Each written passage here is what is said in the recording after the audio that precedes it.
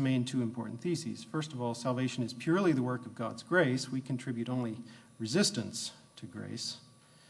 And second, God's grace is distributed in accordance with his wisdom.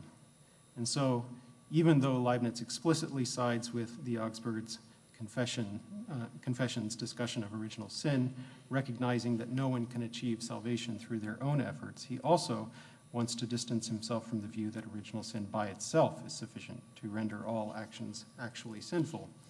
As he says in the preface, the corruption of unregenerate man is no hindrance to his possession of true moral virtues, and his performance of good actions in his civic life, actions which spring from a good principle, without any evil intention and without mixture of actual sin.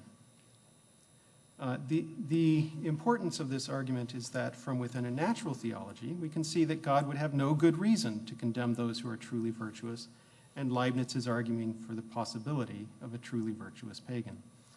Combine this with one of the theses Rutherford argues that Leibniz holds, we can have confidence that all good action is ultimately rewarded and all wickedness punished, and we now have reason to think that God in his wisdom will take the virtuous pagans into account in his distribution of grace.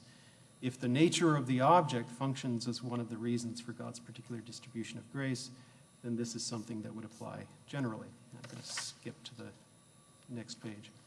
However, it's not clear to me just how confident Leibniz could be with his conclusion here. In a passage quoted by Rutherford, Leibniz says that sometimes it even comes to pass in the progress of human life that a more excellent nature succeeds less for lack of cultivation or opportunities. One may say that men are chosen and ranged not so much according to their excellence as according to their conformity with God's plan. And so the great and just reasons for the particular distribution of grace will be a matter of appropriate fit of individuals and the circumstances in which they find themselves in the best possible world. And so Leibniz's appeal to the reasons wherein the nature of objects participates is still not particularly strong evidence that the virtuous pagans will in fact receive the necessary dispensation of grace. Rather, we may say that antecedently, God wills that those corrupted only by original sin receive the grace necessary for salvation. But the full scope of God's reasons are beyond us, and so while we can be confident that God has his reasons for a particular distribution of grace, we cannot know in particular cases whether or not the balance of reasons ruled it out. And so the virtuous pagan has no guarantee, since God will distribute his grace in this way only insofar as the general good allows. One might think Leibniz has a stronger claim to make here. Leibniz argues that if anyone went so far as to say that God could justly condemn an innocent person, then we should find it hard to understand not only what God's idea of justice is, but also what difference there is between such a ruler of the universe and some powerful and evil principle of things. If Leibniz is correct in arguing that original sin alone does not render actions actually sinful, then God would be unjust to condemn people on the basis of original sin alone. God has even more reason to distribute his grace to the innocents, since it is an essential feature of his justice that innocents be treated well. However, while this does entail that innocents would not justly be damned, it does not entail that all innocents will be blessed with salvation. What the intermediate state would be, I don't know, maybe the continuous cycles that it isn't a progress. So to conclude, and by way of extending Rutherford's point, Leibniz is putting forward a distinctive theological framework. It's a framework that rejects divine voluntarism in the distribution of grace, recognizes that the natures of individuals enter into God's reasons for the distribution of grace, but also maintains that individuals do not contribute to their own salvation. Further, Leibniz believes that God's justice would prevent him from condemning innocent men, which at least gives some justification for believing that those who do everything within their power will not be damned.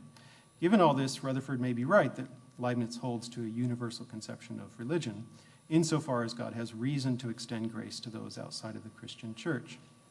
But if so, it isn't a religion that gives much confidence or hope. From the perspective of natural religion, it remains at best a mere possibility of blessedness. And here, I'll stop reading and just say a short word that it seems here is an epistemic gap. At the very least, we've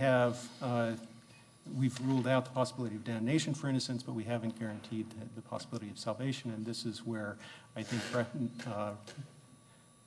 revealed theology steps in and fills the epistemic gap of one way in which we know that God has distributed his grace, namely through Jesus Christ. And so to the question of just how Christian Leibniz's theology is, he does make use of the revelation of Jesus Christ even to the pagans in several different passages, and even in at least one place implies that the pagans have become Christian through this extension of grace at their death. And so it seems to me that what Leibniz is articulating here is the Christian religion and views that it is in fact universal.